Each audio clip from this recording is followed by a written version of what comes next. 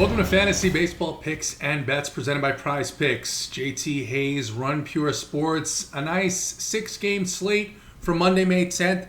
Listen, it starts early, 6:35 p.m. Eastern, so keep that in mind. Want to make everyone aware that it's an early start tonight for the DraftKings slate. You know about Prize Picks. Very simple. You pick the amount of fantasy points over or under that a player is going to get on any given night. Prize Picks, you're betting essentially against the house, against Prize Picks, not like these other fantasy sites where you're trying to compete against thousands of people. So, for tonight's slate, first and foremost, you have to have an account on Prize Picks, right? Duh. So get over prizepicks.com, enter code MMNMLB, that's MMNMLB, and you'll get a $100 deposit match. And you can play these picks that we're giving you every day of the week.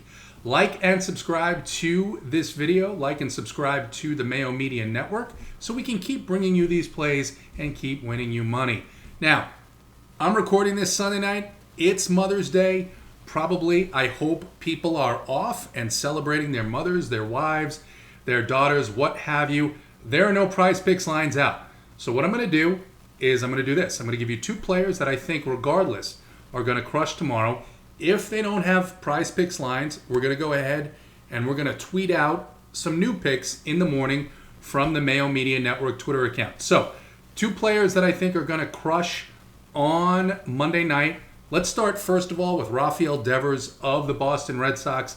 He hit a home run today. When he gets hot like this, he usually does this several games in a row, and he'll stay hot for a week or so. They're going to be facing the Red Sox, Jorge Lopez in Baltimore tonight. And look, I think the Red Sox are going to have their way with Jorge Lopez and the Baltimore bullpen. Not sure what the line is going to be on Rafael Devers, but I think he's in line for another big game here. The other guy, you talk about piping hot, Adolis Garcia, Texas Rangers rookie. They're going into San Francisco. They're going to face Alex Wood, left-handed pitcher. He's been very good to start the year. Faltered a little bit in his last start in Colorado, which is understandable. But look, Adolis Garcia has just been hitting right-handers, left-handers. And I think in this matchup, he's going to have a very good game tonight in San Francisco. So Rafael Devers, Adolis Garcia, like I said, no line set at Prize Picks because, hey, it's Mother's Day, and we understand that, and we applaud the fact that they're celebrating mom and daughter and grandma and all of those women in our lives. So what we'll do is we'll tweet something out early in the day if that changes. If there's other players that we think the lines are just egregiously wrong and we have an edge, we'll let you know that. Or even better, visit runpuresports.com and runpurebets.com. We'll have a ton of information for you to decide what your Prize Picks plays are. We even have a channel dedicated to it in Discord, the Prize Picks channel, where our guy Luke gives out plays every day, every night, every slate, every sport. You want to play esports, you want to play probably WNBA, he's got it all.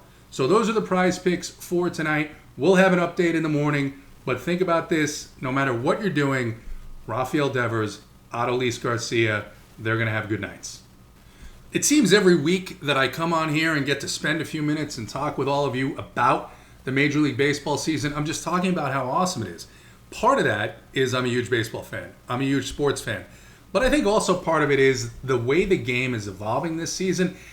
In the beginning, not a ton of offense, but great pitching. Now we've seen where the offense is starting to pick up a little, but there's still some really good pitching. It's just been a phenomenal season for Major League Baseball so far.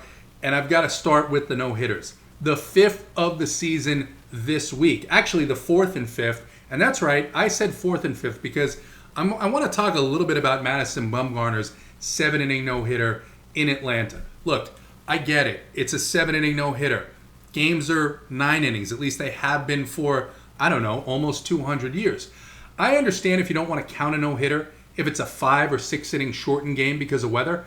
But look, if you're going to put it on the schedule, and it's a scheduled 7-inning game, that is the game. If you throw a game and nobody gets a hit off you, or even better yet, no one gets on base and there are no errors and it's a perfect game and it's scheduled, it's got to be like that. I've got to think that at some point we've got to come around to the realization that if these 7-inning doubleheaders, which I actually think are good for the game, they're good to help the players. They're good to help get these games in, especially early in the season with all these games in the Northeast and the central United States, which have bad weather during April, March. We don't even play games in March anymore, but let's say April and the beginning of May. If you're going to schedule it, it's got to count. So I'm going to count Madison Bumgarner's no-hitter. Don't care what Major League Baseball is doing about it now. I think they'll fix it and get it right in the future.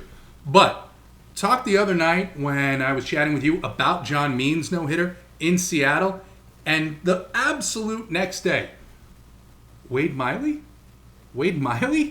Listen, Wade Miley for daily fantasy players, right? He's a guy where if it's a 3-game slate and the pitching isn't all that good, and Wade Miley is sitting there at like 6.2K, you're like, all right, I guess I could do worse because he's just going to throw ground balls and he's going to get guys out and he doesn't really give up a lot of runs. He doesn't really get blown up. But this was a different Wade Miley on Friday night in Cleveland against the Indians. This was ace Wade Miley. This was absolute stud Wade Miley. This was Wade Miley put his team on his back and take them to the National League Central Championship. Wade Miley. All right, maybe I'm getting a little bit ahead of myself. But look, 9 innings pitched, 8 strikeouts, away from home, in Cleveland. He had to wait to play the game. It was an 83-minute delay to start the game. I guarantee you that nobody rostered him in daily fantasy sports because everybody stayed away from that game completely. And even if we were thinking about playing players from that game, it probably wasn't going to be Wade Miley. So props to him, the 5th no-hitter of this short season, just a month and a week in. And look, Cincinnati Reds, it was their 17th or 18th no-hitter in the franchise. Hey, guess what? It's no stranger to that organization to have these surprise no-hitters pop up because the last one was Homer Bailey against the San Francisco Giants in 2013. So think about that. What an absolute treasure for the Cincinnati Reds to have their last 2 no-hitters pitched by Homer Bailey and Wade Miley. Props to Wade Miley, an incredible career, and he just continues to get guys out and give up soft contact. Amazing. For the rest of the league, how about the hitting? And let's start with a guy that I didn't even know who he was before the season started. Who is Adolis Garcia, 28-year-old rookie for the Texas Rangers. Actually, his brother, Adonis Garcia, was with the Atlanta Braves organization. I expected that what we're seeing out of Adolis Garcia, we would see years ago out of Adonis Garcia, because that was the type of talent he had. But, man, Adolis Garcia, 28-year-old rookie from Cuba for the Texas Rangers, he's already got 9 home runs, 26 RBIs. It seems that every night he comes up in big spots and hits home runs. 5 RBIs today. He had a game-winning assist last night to help his team defensively. Adolis Garcia, as of May 10th, easily the Rookie of the Year. I hope he continues this. I really do, because it's fun to watch him play, and it's fun to talk about guys who come out of nowhere, get a chance, and make the absolute most of it, and that's what Adolis Garcia is doing so far this Major League Baseball season. Some of the other spots that we're talking about pitching. We just talked about Wade Miley and his no-hitter. Wade Miley, obviously, at the tail end of his career. He's been in Major League Baseball a long, long time. Another guy, 39-year-old Adam Wainwright. Man, last season I was not terribly shocked to see that he was pitching well in that short season. But man, he threw just another gem today against the Colorado Rockies. Almost his second complete game of the season. 8 1/3 innings, 5 strikeouts. Man, what is going on in Major League Baseball where these guys are able to pitch this long in their careers? Probably called location, probably called pitch movement, and not worrying about trying to throw the ball 100 miles an hour. But Adam Wainwright off to another really good start this year and a tremendous start on Sunday afternoon. Last thing we'll talk about, injuries around the league. There have been a number of injuries so far this season. None bigger than the one that might have happened yet again today in Citi Field. Talking about Jake DeGrom and the New York Mets. He was injured his last start. He came out, was going to start the game. They scratched him, And then today he threw 5 innings and came out with back tightness. Look, I hate to see this. I'm not sure what's going on with the Mets. They're under new ownership. There's always some controversy in New York. There's something going on with Rats and Bats and Frankie Lindor and Jeff McNeil. It's good to see that the offense is starting to come around. I really hope that Jacob deGrom is going to be fine here, because he is, and has been for the last 3 seasons, just the best pitcher in Major League Baseball. We're going to keep a close eye on that. Hopefully everything goes smoothly. He's having an MRI in New York today, and we'll see what happens. We'll keep you updated on that. All right, let's talk about who we should roster in our daily fantasy lineups on this 6-game slate. Another reminder, it starts earlier on Monday night, 6:35 Eastern Time. Starts with the Cincinnati Reds in Pittsburgh to take on the Pirates. And Tyler Mahle is expected to pitch for the Cincinnati Reds, at least as of right now. And that is a guy that I think I'm going to prioritize rostering tonight. Tyler got roughed up quite a bit by the Chicago Cubs a week ago on Sunday. He comes back against the Pirates team. He's got a 33% strikeout rate, a 12.2% swinging strike rate. He's 9.4K on DraftKings. This is a Pirates team that's really banged up. Brian Hayes has been out for quite a while. Colin Moran injured himself over the weekend. He's on the injured list. So it's a little bit of a watered-down lineup that he's going to face, and I am going to, I think, at least as of this point, prioritize Tyler Mahle in my lineups tonight. Pitching is a little bit difficult once you get past him, I think. So, as I mentioned, we're recording this on Sunday night. The Angels and the Marlins have not released who they expect to start the game for them on Monday. You've got Martin Perez pitching against the Orioles in Baltimore. I'm not going to be rostering him in this spot. You've got Jorge Lopez against the Red Sox in that same game. I actually like the Red Sox offense quite a bit.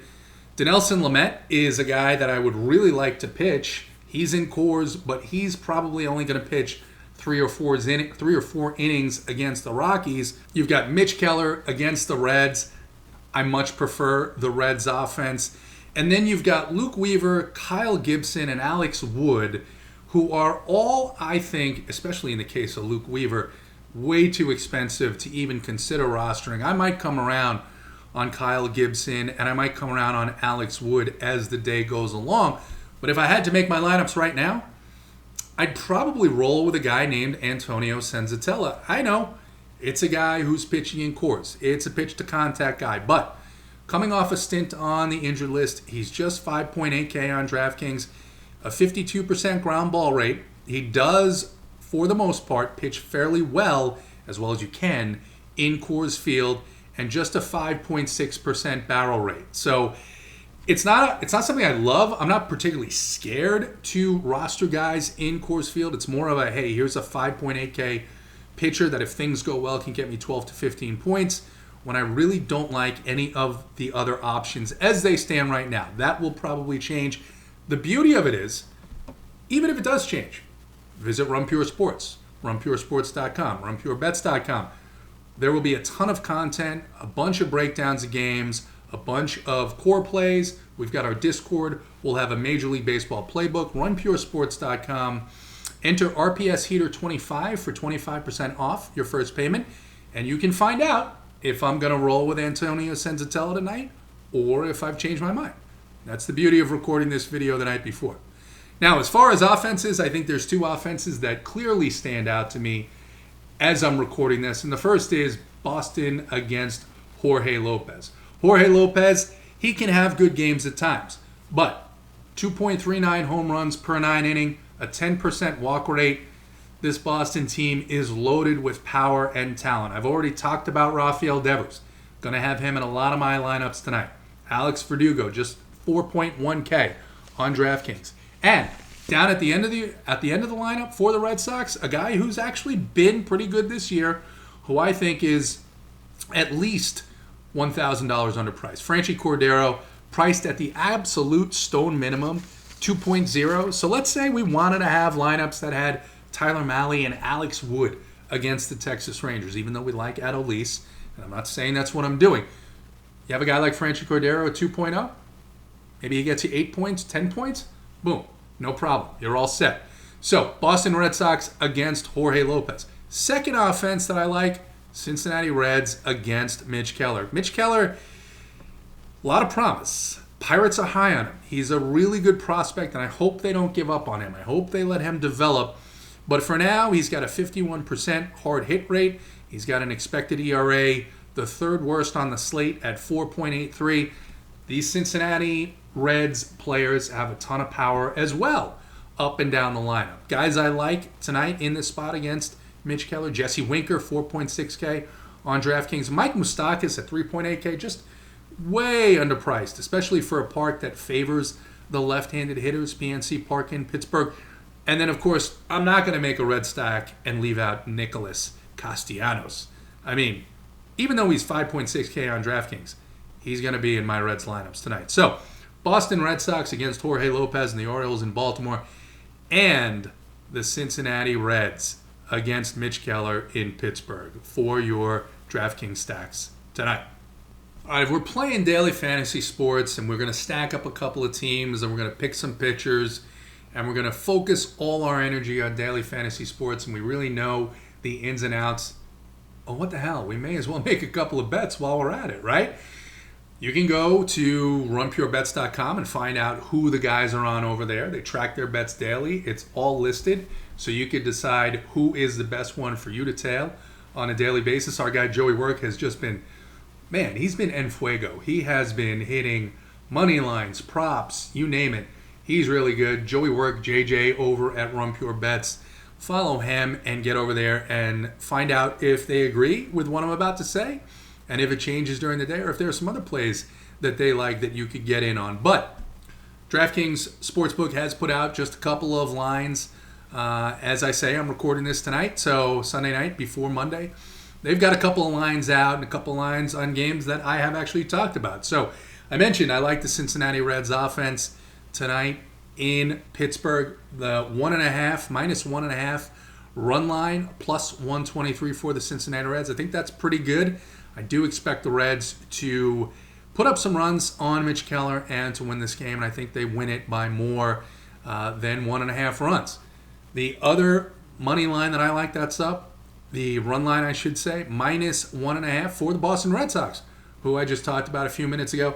That's at plus 106. I think the Red Sox are going to put up a bunch of runs on Jorge Lopez and a bullpen that's been just a little bit worse than league average throughout the first month plus of the season. So Cincinnati Reds minus 1.5 at plus 123, and the Boston Red Sox minus 1.5 at plus 106. Thinks there's some decent value there. Of course, at any moment throughout the day tomorrow, I might change my mind. Lines might change. Situations might change. We're going to find out who's pitching for the Angels and who's pitching for the Marlins. And lineups are going to come out. And that could change as well, because over the weekend we had a situation where I really liked Jose Barrios against the Tigers. AJ Hinch does what he's known well for. He puts out a lineup that's built to defeat the opposing pitcher. Most of us at Run Pure Sports came completely off of Jose Barrios. So, runpuresports.com, RPS Heater 25 for 25% off your first month's payment. And like and subscribe this video, and subscribe to the Mayo Media Network so we can continue to bring you these videos every night of the week, including Mother's Day. Happy Mother's Day, belated, if you're watching this Monday morning, which you obviously are going to be.